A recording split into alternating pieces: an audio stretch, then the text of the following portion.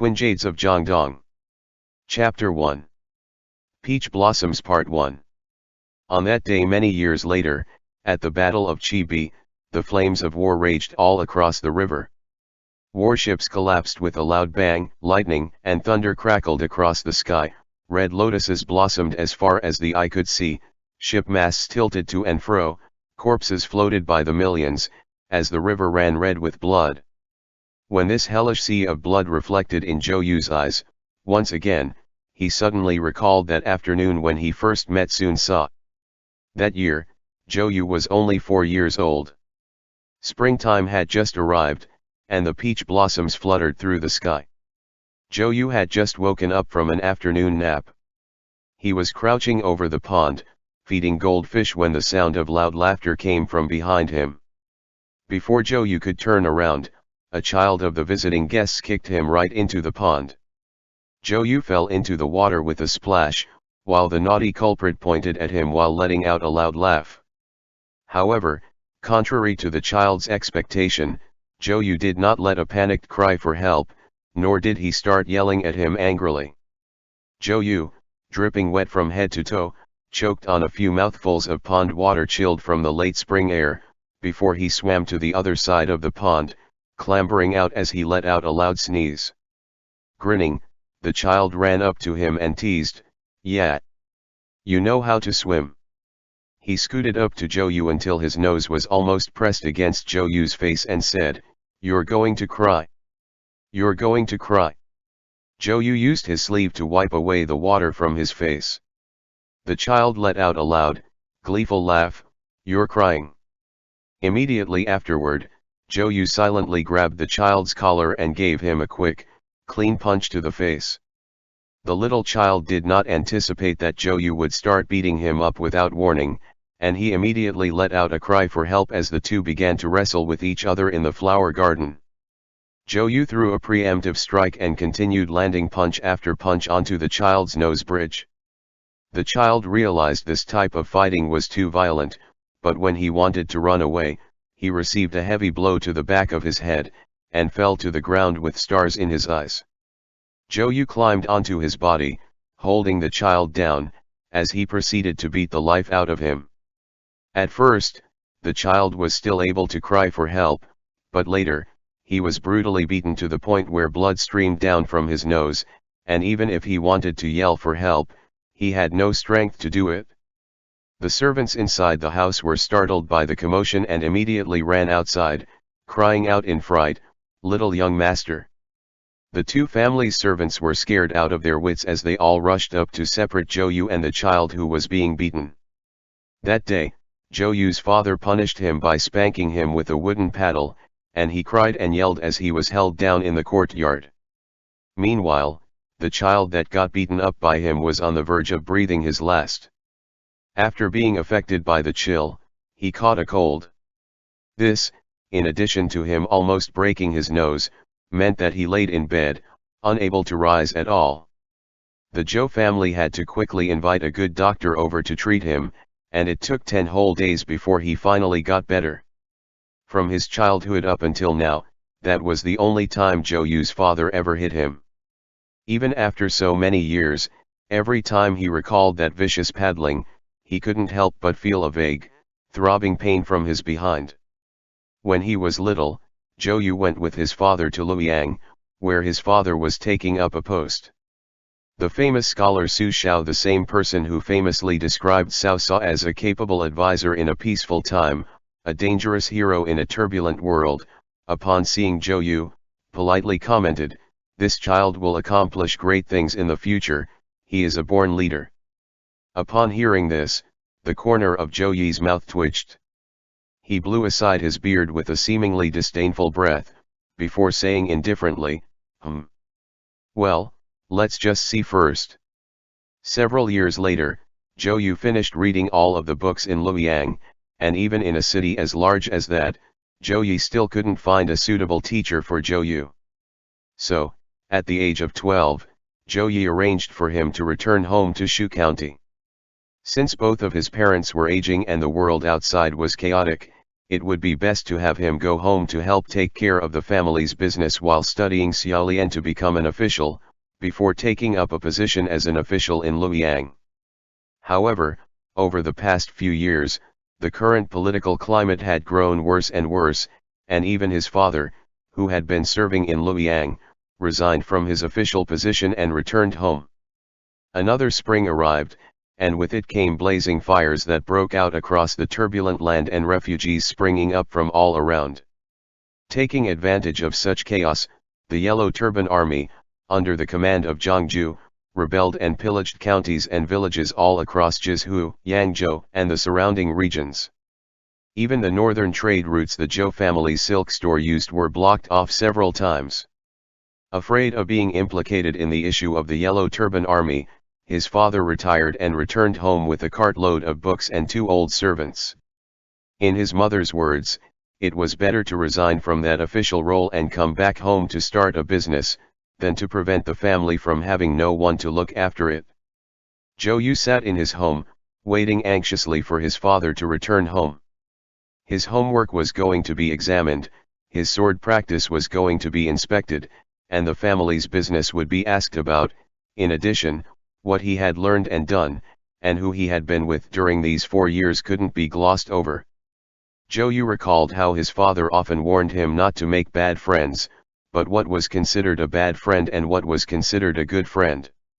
He couldn't help but remember back when he was 4 years old, that boy Sun Sa, who had fallen gravely ill in his own home. His father and the Sun family had diligently interacted then, but now, Zhou Yu didn't even know how the county magistrate of Xiaobi, Sun Jian, was doing. The chaos of the Yellow Turban Rebellion raged across 8 provinces at once, and they committed atrocious acts like hanging local officials and burning down prefectural residences. Even the Wu prefecture was not spared, and Zhou Yu couldn't help but dread that the Sun family had fallen prey to them as well. As Zhou Yu was deep in thought, a house servant came to inform him, "Young master, the old master sent a message that he arrived at the foot of Mount Gu last night. He probably left this morning and should be on his way home." Zhou Yu immediately stood up and straightened up his clothes. In reality, ever since he woke up that morning, he had fiddled with his attire numerous times, straightening them to the point where they couldn't be any straighter. He fastened his sword to his waist, planning to wait for his father to pass Mount Gu and cross over Lake Chao before he went to greet his father in person. Zhou Yu felt restless. As he paced back and forth in the hall, he couldn't help but recall his father's frequent scoldings, that of those who wield the sword, most are wandering swordsmen who sow chaos and go about butchering their peers and slaughtering pig-like officials, and he quickly put down his sword. However, when Zhou Yu thought it over again, with the way the world was right now, it would still be better to bring his sword. He went back and forth like this quite a few times, worrying over it endlessly, but in the end, he left with his sword in hand. He urged his horse to Lake Chao and took a ferry over the lake, where Mount Gu was located on the other side. In the middle, there was a narrow path surrounded by cliffs on both sides, and a stream of crystal clear water quietly flowed like silken fabric through the mountain in a winding path. The cliff sides echoed with the incessant chirps of apes as birds soared high above the peaks. The lofty summits rose across a small plank path, to the backdrop of azure waters against the green mountains, which rose layer by layer, made it look even higher. Zhou Yu felt that he had stepped into a painting, and the memory of back when he was 4 came to his mind. After Sun Sa recovered from his illness, his father forced him to apologize for his mistakes, and even had him kowtow to Sun Sa 3 times. Since apologizing wasn't enough, Zhou Yu had to grit his teeth and make a kite for Sun Sa as an apology gift. However, with Sun Sa's childish temperament, it only took a few days for him to forget the bad blood between them. He even apologized to Zhou Yu to make amends, and the 4-year-old Zhou Yu didn't know if he should laugh or cry. In the end, while the two of them caused a big ruckus with their fight, it was a fight that led to friendship. Sun Sa held the kite in his hand as he nagged Zhou Yu, wanting to fly it. Little Zhou Yu then came with him to Lake Chao to fly the kite together. That afternoon, a bamboo raft gently glided across the surface of the river, and the rows of pine trees stretched along both banks like they were made from quick strokes of a brush. The two little children sat on the raft, Zhou Yu holding the long pole aloft with great difficulty as he learned how to steer the raft from the experienced ferryman, pushing the raft along the river. Meanwhile, Sun Ce was flying the kite off to the side, which wobbled back and forth a few times before it began to soar in the narrow confines of the canyon. When the boat reached the shore, Zhou Yu pressed his sword with one hand and leaped steadily onto the shore. Without looking, he flicked his wrist and the copper coins landed into the bamboo tube with a clang. "Young master, please take care," the ferryman said, smiling as he dangled a blade of straw in his mouth. Zhou Yu turned back, cupping his hand in greeting before walking towards the mountain path. The fresh rains of spring had drizzled down earlier, and the ground was covered with mud. After taking a few steps, Zhou Yu suddenly felt that the ferryman from earlier was a new face, and he vaguely felt that something wasn't right, but he couldn't put his finger on what it was. As he walked and pondered, he realized that the ferryman on the boat appeared to have a powerful build, with clearly defined muscles as if he was a martial arts practitioner. However, ferrying a boat required a lot of bodily strength, so in the end, Zhou Yu could not explain why he felt that this was unusual. Amongst the vast, jade-green mountains, there was not a single sound of birds chirping. When Zhou Yu passed through the forest, almost arrived at the inn, a servant of the Zhou family hurriedly rushed out, propping himself against the tree as he gasped for breath. Zhou Yu's heart immediately leaped into his throat. "Young master! Young master," the servant said, panicked. "Old master, he..." "Calm yourself." Zhou Yu suppressed a wave of dizziness that rose to his head, managing to say, "Talk slowly, don't panic." The servant's breathing evened out a little, and he said, "The yellow turban bandits were wreaking havoc. When our old master was staying at an inn outside Mount Gu last night, a group of yellow turban bandits came to rob us and they took everyone at the inn who were couriers or traveling merchants as hostages. Our family's carriages are still outside the newly established inn." There was a sudden ringing in Zhou Yu's ears, and he almost lost his balance. He rubbed his temple as hard as he could, and it took a while before he came back to his senses. He stammered, "The yellow turban bandits. How come they're even on Mount Gu? Wait, Pingui, you..." Zhou Yu finally calmed himself down and began to think. His father had already retired from his government position, and upon being taken hostage by the bandits, he had neither money or goods, nor any women of his family traveling with him, so there was nothing of value that could be taken, which meant that they probably took him to extort a ransom from his family. With this, his father's life was probably not in danger. "Quickly, go to the Shu County magistrate to report this," Zhou Yu ordered, "then go home and inform fourth uncle about what happened, but do not let my mother know about this." The servant nodded his head, his face set in an expression of astonishment. Zhou Yu then said, "Now hurry up and go, quickly. I'll go scout out the situation." Holding his sword in his hand, Zhou Yu decided that instead of taking the main road, he would go through the peach blossom grove, and he picked and leaped his way through the trees. He continuously comforted himself. His father had been an honest government official throughout his career, and had never committed any types of unjustifiable acts, so the Zhou family shouldn't suffer much from this misfortune for the most part, and though it was a shock, it wouldn't pose any actual danger. The yellow turban bandits probably just wanted some money, and as for however much they asked for, they might just have to give it to them. After walking for half a day, Zhou Yu's heart simmered with an indescribable restlessness. One moment, he was thinking about how to rescue his father and the other innocent traveling merchants, and in the next, he worried about how the government was planning on dealing with this issue. He was afraid that their actions would startle the hidden enemy, which would hurt the hostages. And then, he started to feel troubled about what would happen if his mother learned about this issue. Her health had always been poor, and he was afraid that the news would shock her more. By the time the sun was setting in the west, Zhou Yu finally arrived at the inn at Mount Gu. The ray of sun at twilight turned his silhouette into a long, dark streak. Before his eyes, the inn at the bottom of the slope had been reduced into nothing but black ashes. Almost half of the building had collapsed, and several charred dead bodies lay among the ruins. There were only 8 characters written on the near crumbling courtyard wall: "The heavens are dead, and the yellow turbans have risen." Suddenly, within the ruins, there came the low, hoarse sound of a man weeping. Zhou Yu's heart trembled, and he couldn't help but pick up his pace. As he approached the inn, Zhou Yu peeped into a small crack from the brick wall. Among the dilapidated ruins where the embers had not extinguished yet, he saw a man kneeling on one knee facing a wounded person. The man drew out the dagger at his waist, and with a sharp fall, the sobs, as if they had been cut off, came to an abrupt end. Zhou Yu's heart skipped a beat, and he held his breath, not daring to alarm the robber, as he slowly approached. His sword came out of the sheath, and the bronze sword's body gleamed as bright as snow, reflecting the brilliant red sunset. "Who's there?" the man shouted, suddenly alert. Without saying anything in response, Zhou Yu barged in, angrily roaring, "Put down your weapon." Immediately, a staff flew towards him, coming silently into his field of vision.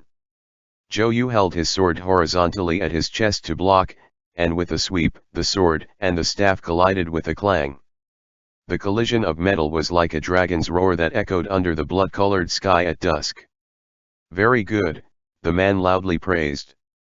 As he and Zhou Yu turned to face each other, their eyes met, and Zhou Yu's focus wavered for a split second. It was only the short pause of an inhale and an exhale, but in that moment, thousands of years passed as fate shifted and changed. That person turned out to be a young man about the same age as Zhou Yu. He wore a clean-cut martial robe, and with dark ink-like eyebrows, the young man's unrestrained demeanor seemed to resemble a fine landscape painting.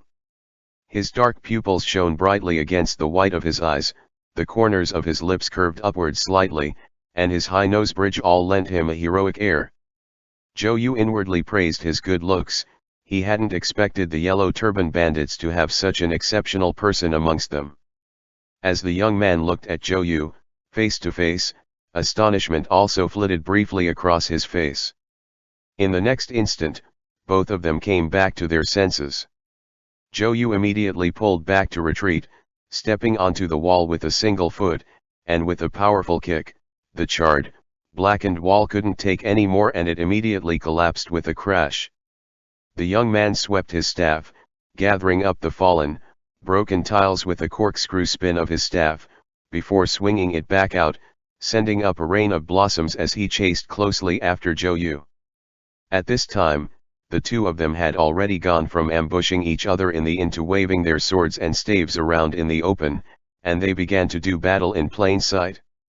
The youth's staff style was dependent on big movements, practicing a fierce, hard approach, and with every downward sweep of the staff, a gust of wind would rise in response.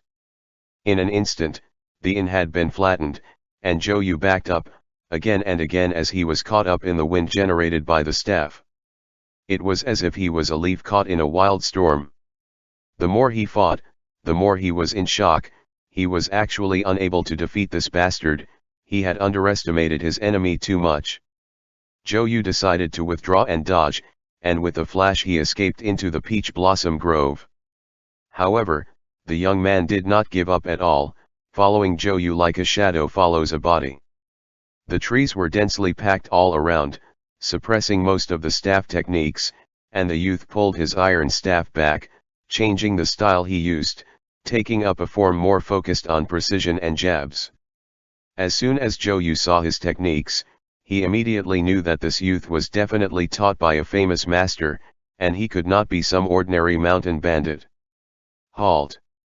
Zhou Yu shouted. "I'm not a bandit." "Do you admit defeat?" the youth asked, smiling. Without knowing why, Zhou Yu suddenly grew furious. Although he was enraged, he stayed silent, thinking to himself, "This young master chose not to fight only because it was needless to do so. You think this young master is afraid of you?" And he instantly turned, his sword following his body, before sending a rain of swords down upon the other. The youth had originally wanted to pull back, but when he saw that Zhou Yu was attacking out of rage, he immediately had the thought that it would be easy to win. He let out another cry of good, then body and staff moved as one as he darted forward. Zhou Yu's bronze sword spun in the air, its body already turning into thousands of streaks of sword shadows shining with the cold light. He fainted, one turning into three turning into 10 as they appeared, layer by layer, before with sweep of an edge, peach blossoms filled the air. A single petal flew over, landing on the spine of the blade. In an instant, that youth moved to avoid the point of the blade, and right after, Zhou Yu's sword flew across horizontally. The petal on the blade was held in place by the stagnant layer of air surrounding it, and with his thrust, it didn't fly off. In the next instant, the sword flowed like water, turning from soft into hard, sweeping the staff aside. That move was an ancient sword technique from the warring states called assassinating Qin. When all else failed, a dagger was drawn. The blow was not meant to kill, but its intent was hidden in the single blow within that sky filled with peach blossoms. Time seemed to freeze, and that youngster's pupils shrank abruptly, his eyes reflecting the silhouette of Zhou Yu's sword-wielding figure, before the two of them both let out an angry shout. Retreat! Zhou Yu let out an angry thundering shout. There was a rustling sound, and tattered peach blossoms filled the air, before being carried along by the strong breeze and flying toward the young man. The young man then loudly called, "Young master! Show mercy!" In that moment, Zhou Yu stilled, and the young man charged in against the wind generated by the sword. The staff struck out, and in the instant that success was almost in his grasp, Zhou Yu lost his grip on it. The staff struck the body of the sword, which flew off to the side and pierced into the trunk of the tree. At the same time, Zhou Yu couldn't stop his momentum, and his entire body crashed wretchedly into the embrace of the young man. Zhou Yu was rendered speechless, before he instantly remembered a certain disgraceful bastard that he hadn't seen for so many years. "Are you going to cry?" That child approached him, shoving his face at Zhou Yu as he made threatening faces at him, his nose almost poking into Zhou Yu's face. He's crying," that childish voice rang out from his memory. "Are you giving this kite to me, Zhou Yu? You, as pretty as fine jade. I'm called Sun Sa, the mastermind, and when I issue a command, no one can refuse." The two children floated back and forth on a sampan amidst the scenery of the azure jade-like river, the mountains dark as ink, the endless clear sky, in which a lone swallow flew homeward. The kite's long tail fluttering behind it, drifted with the wind under that blue sky. That young man was indeed Sun Sa, and at that time he only let out a ha-ha before approaching Zhou Yu and hugging him tightly, then giving him a nudgie. Zhou Yu shoved him away aggrievedly, telling him not to fool around. Sun Sa dragged Zhou Yu along as Zhou Yu dragged his sword, and it wasn't long before Zhou Yu was dragged far away by this big monkey-like old friend. Night fell on the western side of the mountain and a campfire was set up by the inn, its fiery light shining on the faces of Zhou Yu and Sun Sa.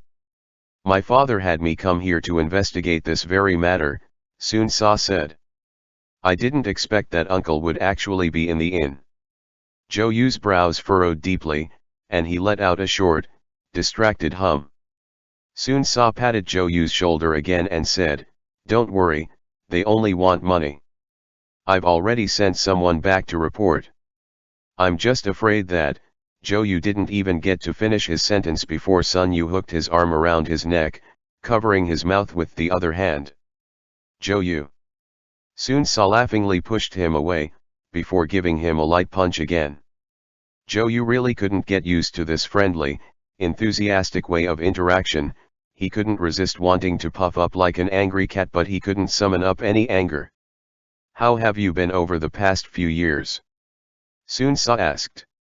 "When I first heard you were studying in Luoyang, I wanted to go and meet up with you, but my father had just received a new post in Changsha, so we couldn't leave." "Not bad," Zhou Yu replied casually, absent-mindedly adding more fuel to the campfire. Reading books, keeping the books, taking care of my home business, obeying my father's teachings, looking after my mother. The years passed in the blink of an eye. What about you? How did you manage to recognize me right away? You were holding the ancient sword Chaijun that my father gave to your father as a present. How can I not recognize it? Sun Sa smiled. Zhou Yu nodded his head slightly and Sun Sa patted his back as he muttered to himself, my mother stuffed a younger brother to me and I've had to deal with unnecessary troubles all day long, to the point where my brain is fried. It's all just the same old, reading books, practicing martial arts, training the troops for battle. Heh. Zhou Yu began to chuckle. He shook his head, but he didn't know whether he was laughing at Sun Sa or at himself. This fellow's life was much more exciting than his own, he didn't seem like he could stop for even a moment. Zhou Yu then asked, why did you come here by yourself? Your father's not concerned about you. Sun Sa let out a hee-hee, before throwing away the haze talk in his mouth. He raised an eyebrow at Zhou Yu, saying, go to sleep, replenish your strength, so that tomorrow we can go up to the mountain to investigate. Zhou Yu felt that his words were strange, but Sun Sa had already laid himself down, so Zhou Yu had no choice but to sleep with apprehension in his heart. The night wind blew, scattering the peach blossom flowers about in a flurry. Zhou Yu had been running around all day, and at this moment, tiredness seeped into him, yet he still tossed and turned restlessly, worrying for his father's safety. Sun Sa, on the hand, slept soundly. In a short few moments, his breathing evened out and he entered his dreamscape. Countless thoughts continued to torment Zhou Yu, and it wasn't until the moon rose high into the sky that he finally couldn't hold out any longer, and he drifted off to sleep. End chapter. Twin Jades of Jiangdong. Chapter 2. Peach Blossoms Part 2. After who knows how long, his surroundings were silent and still when Zhou Yu suddenly awoke. The petal of a peach blossom landed on his handsome face as Zhou Yu opened his eyes. His surroundings were abnormally silent, and he dimly had a strange sense of an impending crisis. He immediately reached a hand out and grabbed the hilt of the bronze sword at his side. Bafu? Zhou Yu asked quietly. Sun Sa had already disappeared off to who knows where and the moss-covered stone that he had been lying on earlier was completely empty. Zhou Yu sat up and found that Sun Sa's martial robe was draped over him, and it still had that scent of a young person's body. He quietly rose, and the moonlight shone down on his face. Where was Sun Sa? Zhou Yu's heart froze at first, before he began to ponder over the possibilities. He shouldn't have been kidnapped by the enemy, otherwise there'd be some commotion, and he himself wouldn't have been able to stay asleep. He studied the nearby footprints and found that the tracks in the mud led out of the peach blossom grove, so he followed those footprints. The moon set behind the western mountains, casting an ethereal glow over the silent mountain range at night, and the river to the east of Mount Gu reflected that twinkling light of the silver moon above. Zhou Yu walked to the side of the river, before he was suddenly dragged behind a tree by someone. Sun Sa hid behind a tree in his outfit, a set of robes whiter than snow. Zhou Yu immediately understood. What did you find? In the middle of the night, I heard someone striking a woodblock, Sun Sa said. 3 long, 1 short, like an exchange of code words. When I found my way here, I saw a black-sailed ship carrying away a group of sword-wielding people. I was just wondering if I should go back to wake you up. Zhou Yu's heart thumped, and he asked, was it a white-bottomed ferry with black sails, with a hollow bamboo tube fixed at its prow? Yes. Sun Sa said, surprised. The boatman wore a bamboo hat that covered his face, so I couldn't see it clearly. You recognize him? Zhou Yu waved his hand as a suspicion rose in his mind. He remembered the boatman that had ferried him over, and he immediately began to feel a vague sense of danger. In the middle of the night, Why would he come out to ferry customers? There was something afoot, and perhaps the boatman had been bought. This part of the river was one that Zhou Yu couldn't be more familiar with. This was an isolated waterway, and there was only one road to and from it. Sun Sa spread his arms. Zhou Yu wondered what he was up to. Sun Sa's gaze then fell onto the robe in his hand, and Zhou Yu could only obey by helping him don the robe. Sun Sa tied the sash around his waist as he said quietly, "Do you know how to swim? Let's follow them and take a look."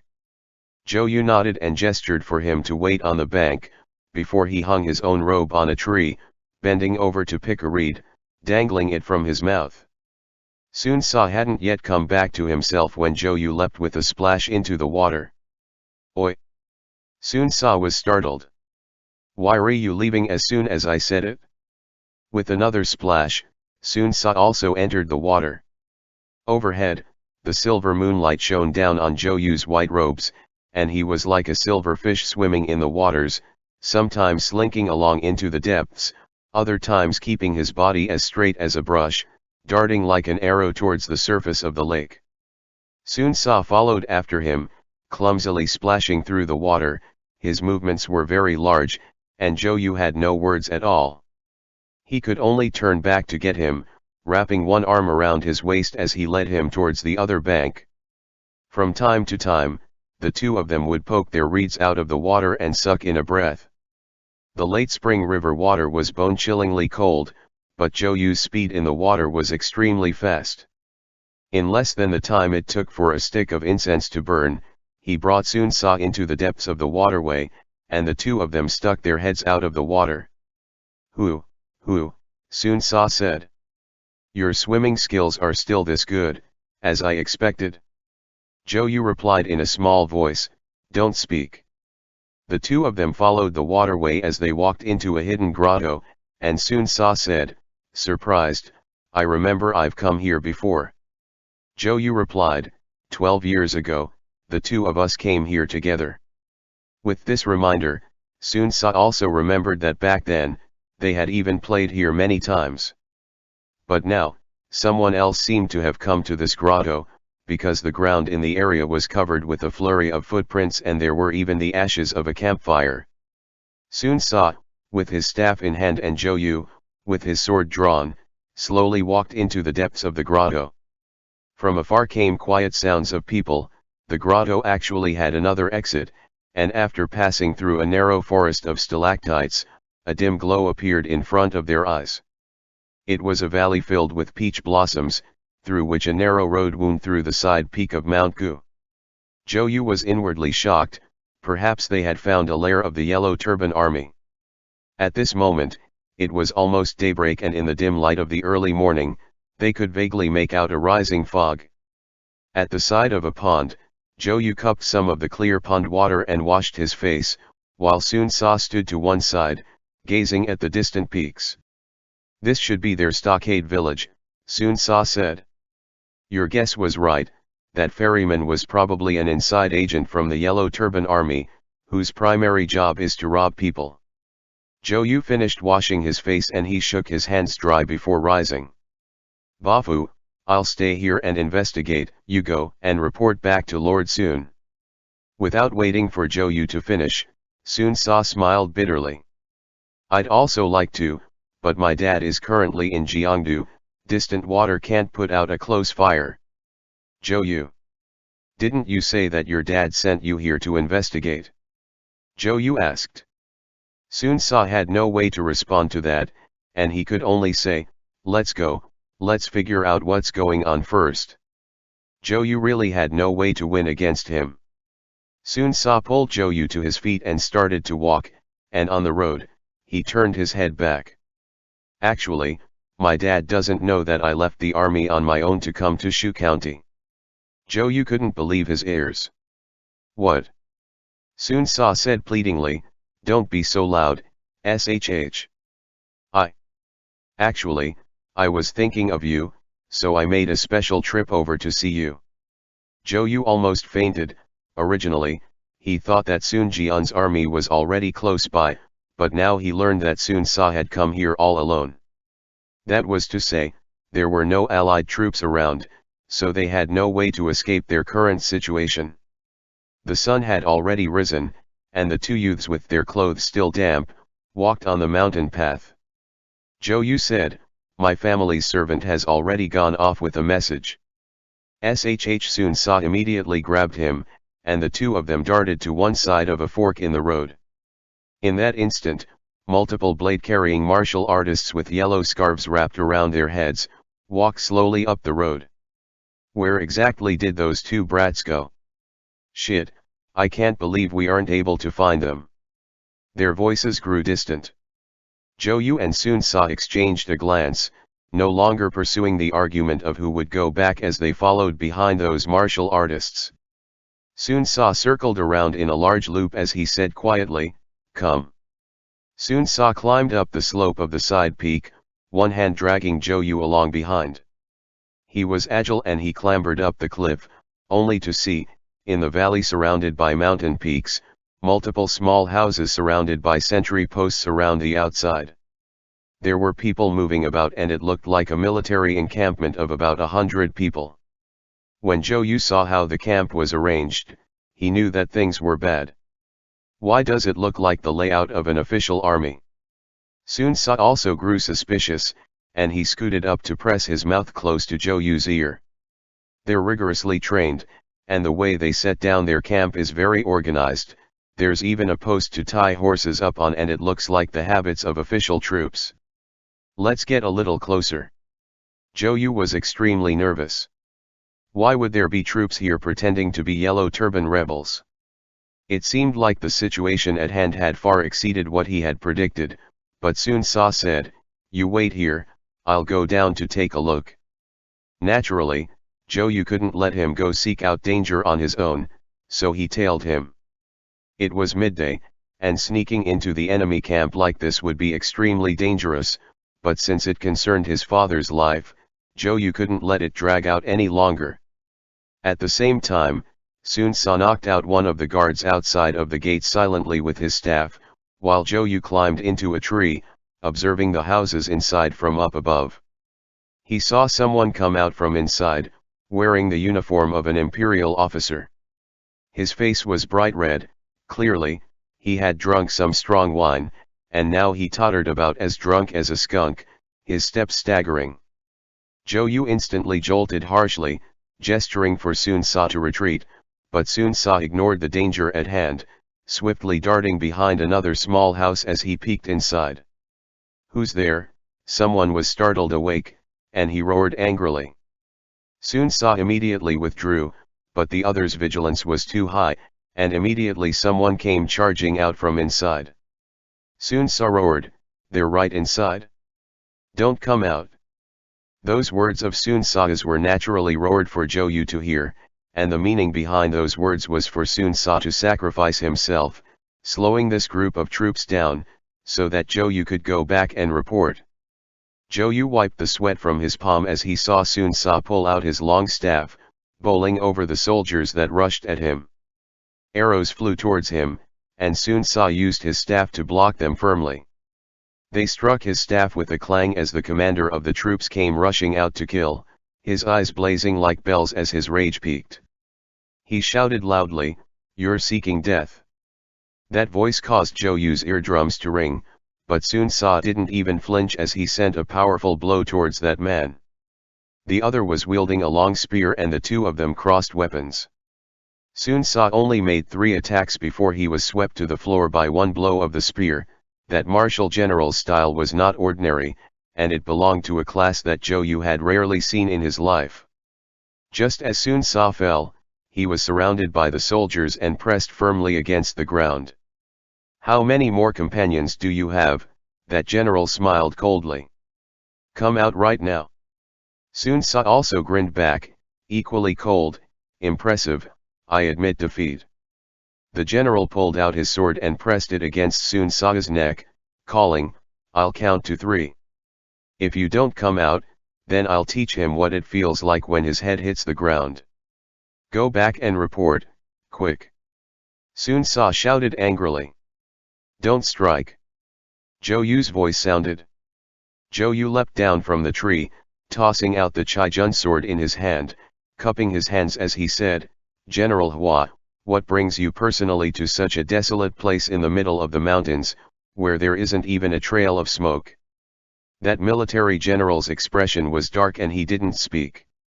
Sun Ce immediately came back to his senses as he looked that military general up and down, and a dumbfounded look appeared in his gaze. He furrowed his brows and said disbelievingly, "Hua Xiong." That military general was indeed the brave warrior Hua Xiong, whose name resounded across Yangzhou and Jingzhou. What was unexpected was that this young man actually recognized him at first sight, and he looked Zhou Yu up and down, but he couldn't tell who this person was. Back then, when Zhou Yu was with his father in the capital, he had once seen Hua Xiong. In these ensuing years, Zhou Yu had grown up and changed in appearance, but Hua Xiong hadn't changed much, which was why Zhou Yu could recognize him, but Hua Xiong couldn't recognize him in return. "Who are you?" Hua Xiong asked suspiciously. Zhou Yu had a thought flash through his mind, and as he bowed deeply, he responded, "General Hua, I am." "General," that ferryman came out from one of the buildings as he took off his bamboo hat. He said, "These two brats are exactly the people we're looking for, capture them, quickly. Grab them." Hua Xiong shouted. "General Hua, please listen to me." Zhou Yu's expression shifted. The soldiers on the left and right came forward, grabbing Zhou Yu and Sun Ce, dragging them into a secret chamber. Zhou Yu kept shouting, "General! Do not be deceived by these villains. There is a hidden force at play in this matter." Hua Xiong's expression twitched, but Zhou Yu and Sun Ce had already been dragged into the room. In the damp house without any view of the sky, Zhou Yu and Sun Ce tripped and landed in the dirt. Just as Zhou Yu rose, his collar was grabbed by Sun Ce, who gritted his teeth and said, "You're usually so smart, why were you so confused this time?" Zhou Yu was reaching the end of his rope. "Don't you know, that bastard's someone who will kill a person without batting an eye. Just now, he was just about to make his move, and whatever he's said, he never changes his mind about." Sun Ce stilled, and Zhou Yu continued in a low voice, "When I was in Luoyang, father and I went to welcome Dongzhou and this fellow was at the banquet. He had drunk too much and he immediately beheaded one of the serving girls, you know." This was the first time that Sun Ce had heard of such an insane figure, and for a bit he had nothing else to say. He let out a sigh, but Zhou Yu continued, "I didn't expect it to be him. Now, we're in deep trouble." Sun Ce scooted over to the window of the small dark room, peeking outside. "I saw that the drunk man's steps were uneven and originally, I was planning to knock him out swiftly and easily, but I didn't think that his martial arts would be that powerful. There's quite a few people being held in the next room, I imagine they've all been caught by this bunch." Zhou Yu paced worriedly inside the room. Why did he pretend to be in the Yellow Turban Army? What did he come here to capture people for? Sun Ce didn't speak and only quietly watched Zhou Yu. When their gazes met, Zhou Yu saw that Sun Ce's eyes had a strange emotion in them, and he immediately thought of the matter that weighed most heavily on him. "I heard that He Jin is currently chasing down and killing his political opponents to remove any dissidents," Sun Ce said matter-of-factly. "1 month ago, Li Ju came to visit under the orders of He Jin and Dongzhou, to pull my father into their plot. They wanted to get rid of the system of the 3 councillors of state, and when my dad heard the news, he already sent someone to report it to your dad as well. I was afraid that something would happen to you over in Shu County, so I came over to check on you." In that split second, Zhou Yu felt touched from the bottom of his heart, but Sun Ce furrowed his brow and continued, "I hadn't expected to still be one step too slow. For this group of people to actually disguise themselves as members of the Yellow Turban Rebellion means that Dongzhou's probably also involved in this. Ah, I was still too careless." Zhou Yu said, "Did you see my dad?" Sun Ce was silent for a moment, before he shook his head. "He wasn't in the next room, so I'm afraid that he might have been taken back to Luoyang." Let's think first about how we're going to escape this place. Just now, those words of yours were mumbled at a great time, so now Hua-Xiong's going to grow suspicious and call us out to be interrogated. When that time comes, we need to make him let down his guard, before finding a way to escape. Zhou Yu smiled bitterly. Perhaps it won't be easy to escape. Sun Sa said, him capturing me is of no use. With my dad here, Dong Zhou wants to drag in my Sun family, so how could he dare to do anything to us? That's only for you. Zhou Yu thought to himself. To his own Zhou family, Hua-Xiong was not going to show any mercy, and his only way out was to first send Sun Sa out. In a bit, whatever I say, just follow along, Sun Sa warned. This bastard's had so much wine that he's drunk, so he shouldn't be that smart. Yes, yes, Zhou Yu said. You're the smartest.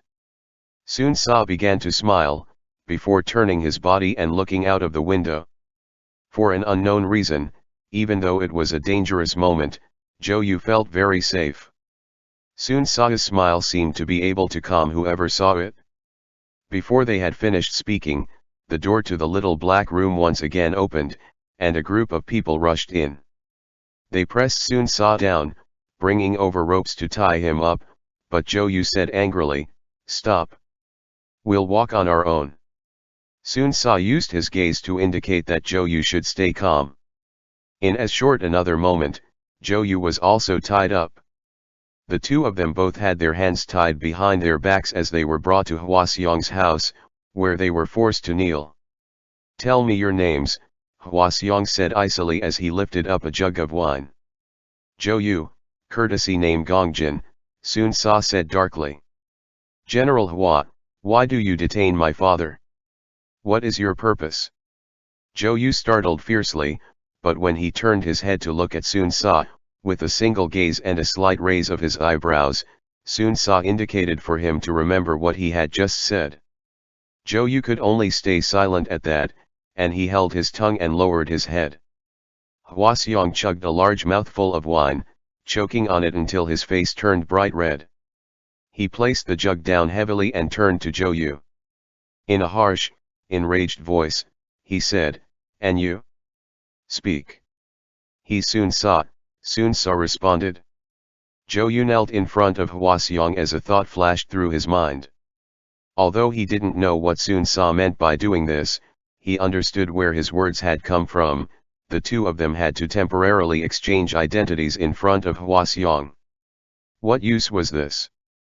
As Zhou Yu thought this, he answered, "My father is the Changsha prefect, Sun Jian."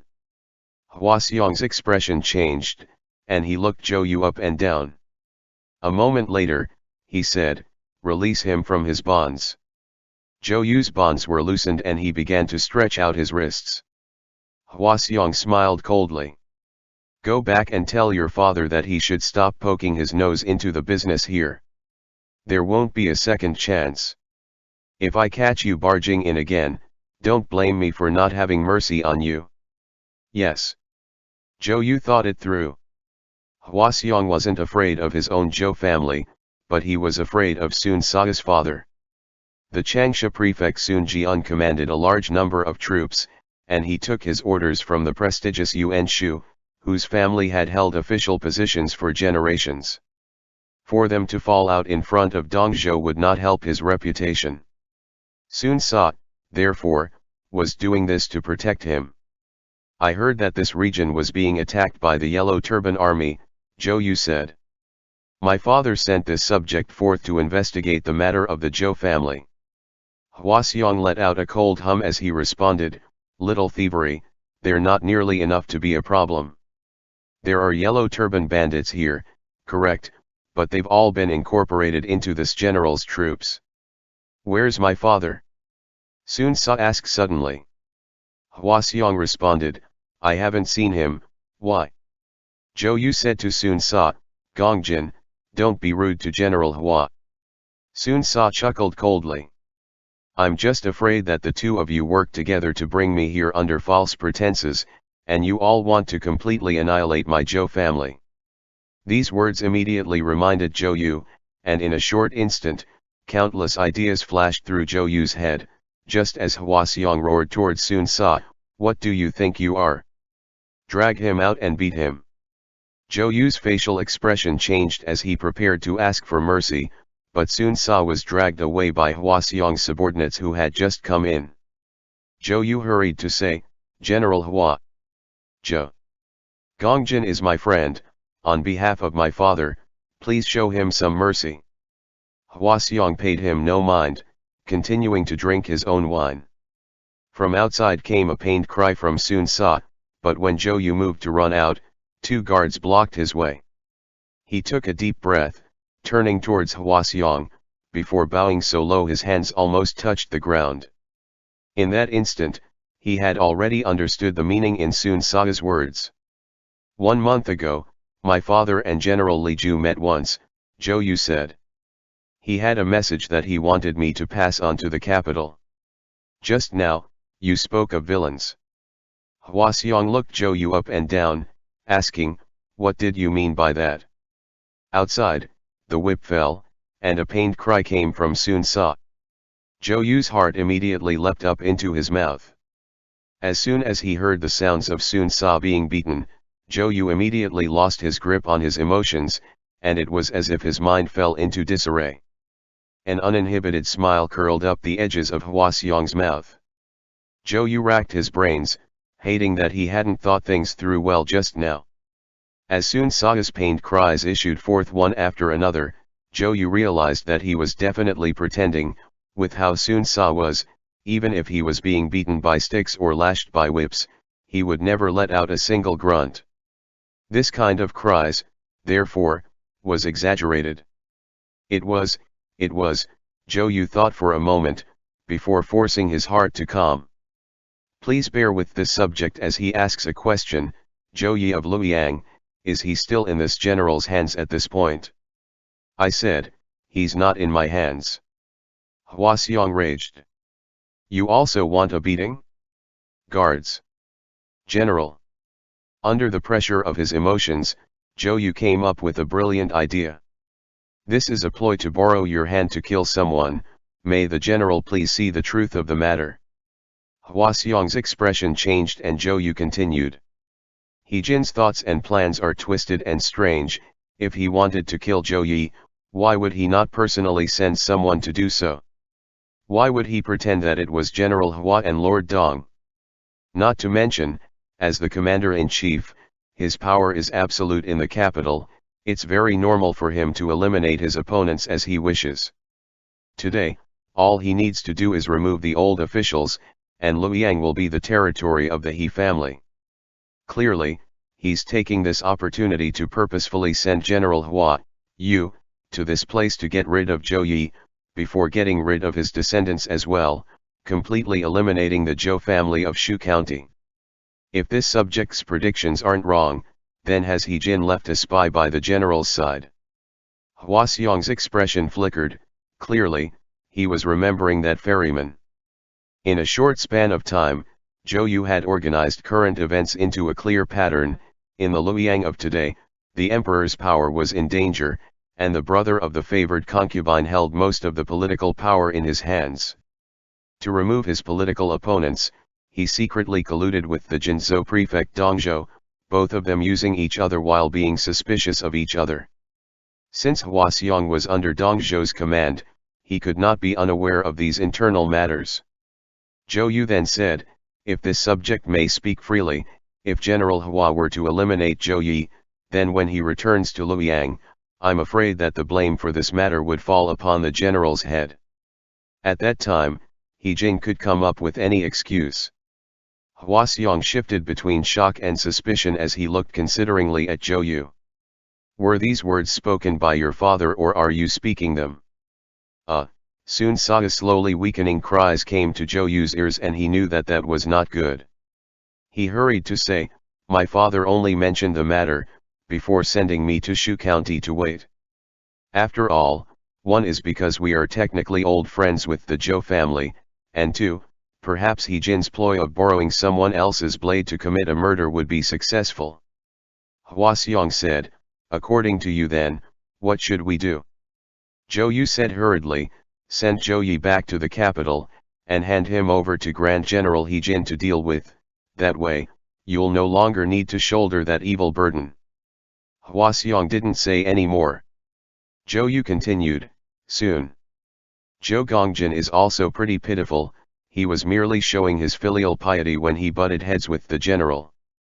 Please, if the general may grant him another chance, Sun Sa is thanking the general for his gracious act of kindness. And saying this, Zhou Yu lifted up the hem of the robe to kowtow to him. Originally, Hua Xiong didn't have any deep grudge or feud with the Zhou family, and it was all because He Jin was sending him forth to kill the government officials that he had gone on such a long journey. There was no wine or meat and he was covered in mud from his fall, and in this instant, he changed his mind and decided not to argue with a junior anymore. In a gruff voice, he said, let it be. After he spoke, the sound of the whip outside ceased. Sun Sa slumped in the mud, and Zhou Yu hurried up forward, looking over Sun Sa. The skin of his back had split under that flogging and wounds marred the surface, the back of his robe was covered with blood as he lay there unmoving. Zhou Yu thought to himself, damn, but just as his heart burned with anxiety, he saw Sun Sa's eyes open just a slit, before he winked at him. Zhou Yu. Hua Xiong said, where are your father's troops stationed now? Zhou Yu turned. My father's troops are stationed at Jiangdong and the subject has delivered the message. Before, this subject did not know that it was General Hua who had come, and in the coming days, if the general passes through Changsha, then please do not hesitate to come to this subject's home for a cup of wine, so that Zhou Sun Mao can show the general the proper hospitality as a host. Hua Xiong still stared fixedly at Zhou Yu. Zhou Yu helped Sun Sa up from the ground, before continuing, this subject earnestly requests that the general allow this subject to take young Lord Zhou away. But Hua Xiong said, wait. You say that you are Sun Jian's eldest son, but do you have any proof?